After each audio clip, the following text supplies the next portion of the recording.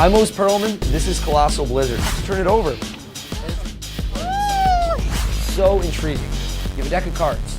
No deck switching. I want to put that out front. The same 52 cards are in play the whole time. You have somebody think of a card. You take a card out of the deck, you put it down in their hands, you tell them that's their card. So what? That's not that amazing.